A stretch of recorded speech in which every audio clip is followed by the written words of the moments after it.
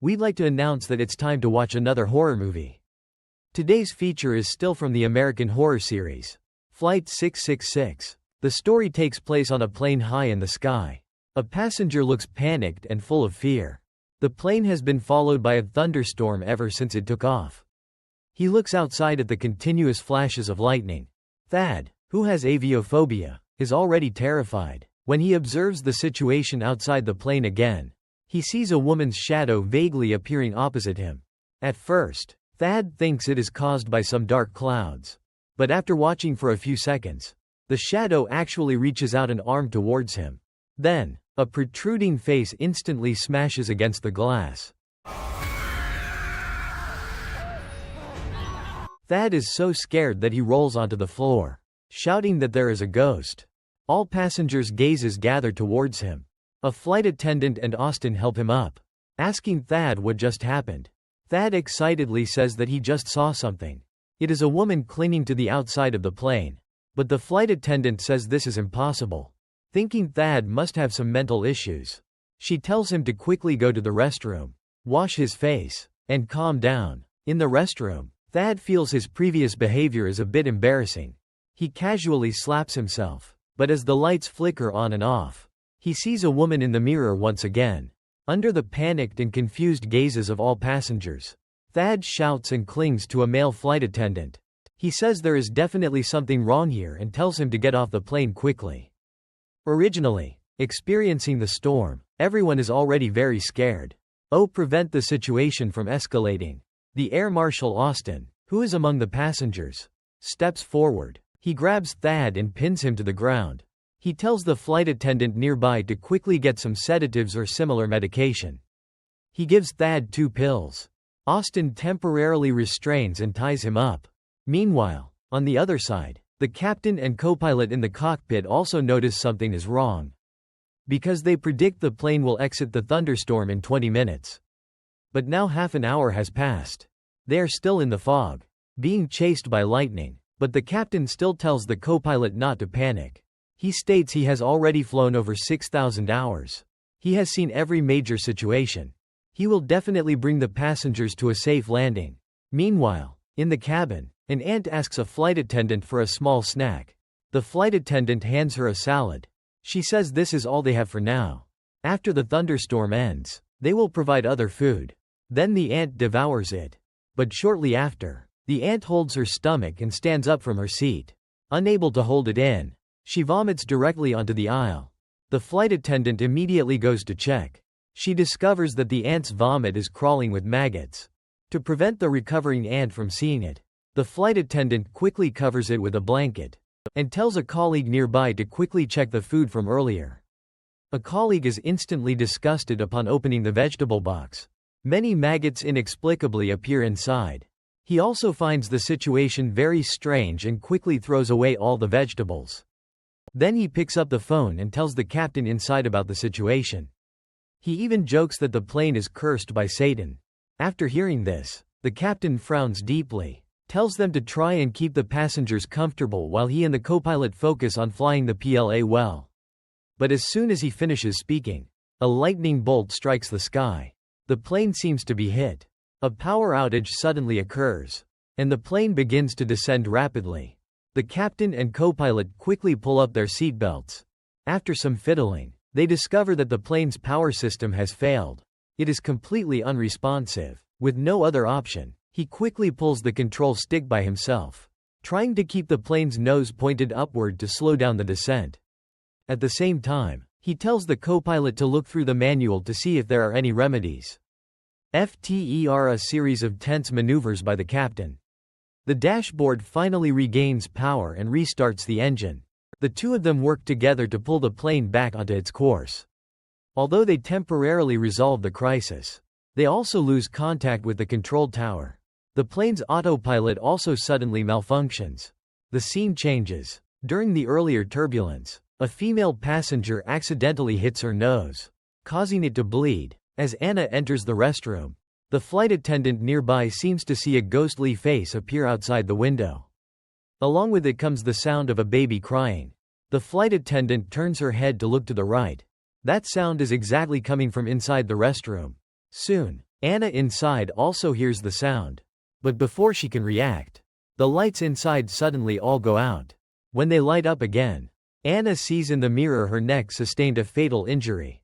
Blood flows out. Several terrified screams also attract the flight attendant outside. But the door is locked. Anna inside frantically pounds on it. She says she cannot open it from her side either. And the door opposite her disappears, turning into a wall. As the woman frantically calls out, a pair of large hands reaches out from behind and pulls her into another space. Anna looks around everywhere. She finds that many pieces of cargo, big and small, are placed here. It appears to be a cargo hold. Before she can figure out what is happening, a dark shadow suddenly darts past her. Then she arrives back in the restroom. Behind her, a woman with rolling eyes also appears. The woman, holding the child in her arms, says there is the true culprit on the plane. She asks them to quickly save them. Just then, the flight security officer outside finally pries open the door. He finds that Anna is crouching on the floor crying. The woman appears extremely frightened. She also truthfully recounts what just happened, explaining there is a terrifying woman in the mirror who pregnant, but her belly underwent horrific trauma and the fetus was forcibly extracted. At this point, the air marshal and flight attendant still refuse to believe the strange occurrences on the plane. So they first escort the emotionally distraught woman back to her seat. However, some passengers are already growing restless. Danica states she frequently takes this flight, and this is the first time she has encountered so many strange things on a plane. As she speaks, she becomes emotional and starts crying again. Her boyfriend, Brandon, quickly tries to comfort her, saying it is just due to the storm, which causes everyone feel uneasy. And these are all illusions that will soon pass. As the two of them are speaking, the window behind them is secretly written with several large characters. The mastermind. Considering this series of events, something terrible must have happened on this plane. Afterward, Danica puts on her headphones, hoping to ease her mood by listening to music. At first, everything seems normal, but as she listens further, some sounds suddenly come through her headphones. Initially, Danica thinks it is her boyfriend's voice, so she does not pay much attention. When she puts on her headphones again, she clearly hears it as a woman's voice. She says things like to save her because it is so dark below. She then hands the headphones to Brandon to wear. But Brandon does not hear any voices on his end. Danica does not want to say much anymore. She tells Brandon that she is fine and puts the headphones back on. But after a while, the headphone volume is suddenly turned up to maximum. When Danica takes off the headphones, she finds that her ears are bleeding. She suddenly becomes dazed and emotional. After listening to Brandon's suggestion, Danica opens the overhead shelf. She prepares to take 2 tranquilizers from her bag. But at this moment, she unexpectedly finds a woman lying inside the shelf. After Danica is pushed down by the woman, she finds herself instantly in a cargo hold. A continuous sound of a baby crying also accompanies her ears. When Danica turns around, she sees a woman holding a child in front of her. The woman also yells at her that there is the mastermind on the plane and to quickly save her and the child. Then, with a wave of her hand, she brought Danica's consciousness back into the airplane cabin. When Brandon helps Danica up, she is already screaming in fright. Her emotions are out of control. Moreover, she keeps saying some inexplicable things. At this moment, Fred from the adjacent seat can no longer tolerate it. He yells loudly at Danica and her husband not to scare people here. Otherwise he will make them pay. After saying that, he calls flight attendant Austin over. He asks why they do not tie up this woman just like Thad. Austin states there cannot be any terrorists on the plane. She tells everyone to return to their seats and stay calm. After saying that, she then tells a flight attendant to go to the cockpit to ask the captain about the plane's condition. Because Austin has been a flight security officer for so many years, she also feels that this plane seems troubled.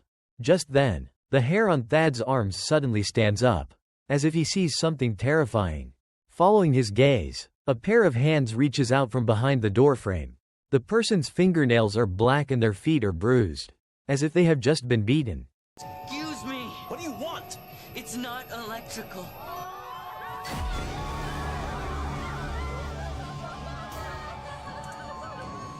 Surprisingly, the audacious spirits of vengeance appeared inside the airplane cabin.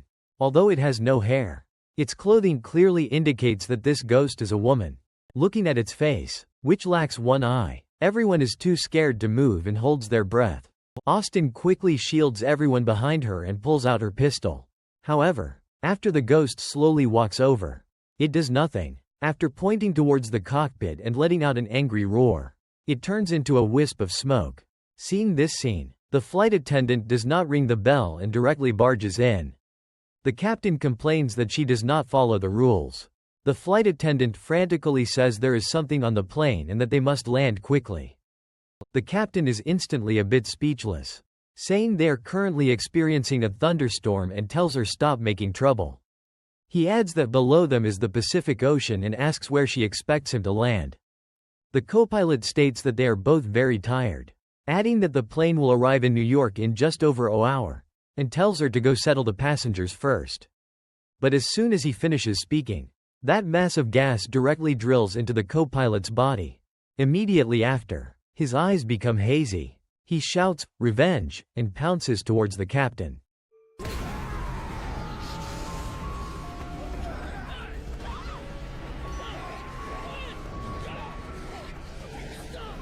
The captain is suddenly attacked, and the plane also tilts left and right, deviating from its course. The passengers in the cabin fall into a panic, screaming in terror. Fortunately, Austin arrives in time. After pulling the co-pilot away, he controls the situation. Subsequently, Austin leads everyone to start analyzing all the strange occurrences on the plane to see if they can find what caused them.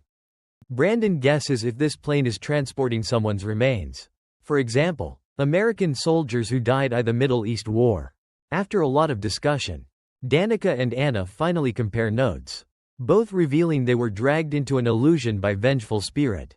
They recall that many goods are placed around the illusion, and it is speculated that it might be the plane's luggage compartment. Next, under Austin's lead, the group opens the cargo hold door. The sound of a baby crying reaches their ears. As they walk behind Austin, they suddenly notice bloodstains on the ground. The baby lies next to them. However, the baby vanishes in the blink of an eye. Soon, a long umbilical cord suddenly appears on the ground. Following the end of the umbilical cord, they see it connects to a luggage bag. The group opens the backpack and finds many photos of various sizes inside. The photos all show similar content, depicting scenes of women brutally murdered. Danica also notices that some of the women look exactly like the vengeful spirits. Moreover, this person is extremely perverted, collecting many personal items of the deceased, such as hair or fingernails. In the bag, Austin wonders who the owner of this bag is, and after searching inside, he finally finds a business card, revealing it is him. They finally find the werewolf, and everyone's eyes widen. The scene then cuts to the pilot. He appears flustered, seemingly troubled by something. Immediately after, Austin lifts the curtain and walks up, carrying bags of various sizes. Under everyone's gaze, he heads straight for the cockpit and points a gun at the pilot's head. When questioned, the pilot feigns calmness, stating he is flying the plane and has no time to deal with him, but to discuss anything after they land. Danica angrily yells that the evidence is now conclusive, as these items were all taken from his bag, and he's still pretending. Seeing his werewolf identity exposed, the captain simply decides to crash the plane, killing everyone on board.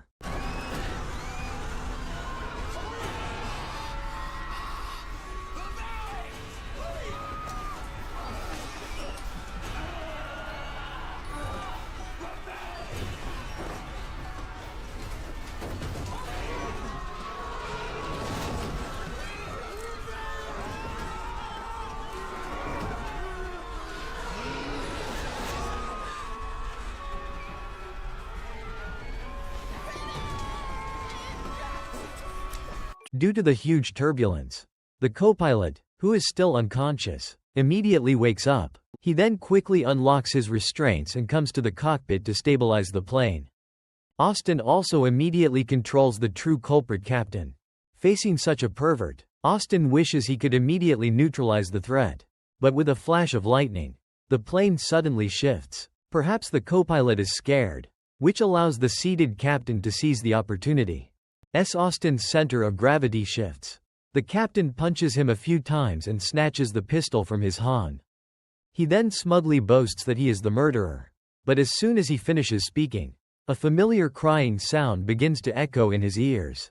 A woman, wearing high heels and holding a child, walks towards the captain. Seeing this scene, the captain instantly stops being smug. He yells at the woman opposite him not to come closer, claiming it is not his fault. But in a trance, he sees several other women already lying beside him. No, okay, it's not my fault! It's not my fault! She didn't mean it the first time. It was an accident. She liked it rough, you know? I did too, so I thought it was okay. We were role-playing, and I guess I just got a little too into it. And I was scared the first time. Felt guilty. But deep down inside, I liked it. I loved it. I loved watching the inspiration blink and then fade. It became an urge, a need. And then it became me. I realized I could just fly away and no one would know. I didn't know how to stop. Oh God. It turns out the psychopath is already addicted to killing. He often brutally torments weak, solitary women. He then uses his position to fly everywhere, so no one can easily find out he is the killer. At this moment, the captain still loudly begs for mercy. He says they should let him go and he will turn over a new leaf. But the resentment of these dead women has accumulated very deeply. After mentally tormenting the captain, they slowly raise the captain's right hand towards his own head, sealing his own fate. After the captain dies, he finds his soul has actually left his body. Opposite him stand the women he had killed. Next, the captain suffers endless torment. At the same time, the co-pilot in the cockpit shouts that disaster is imminent. Operating the plane alone, he clearly struggles greatly. However, with the help of the control tower staff, he still manages to land the plane safely at the airport. The movie ends.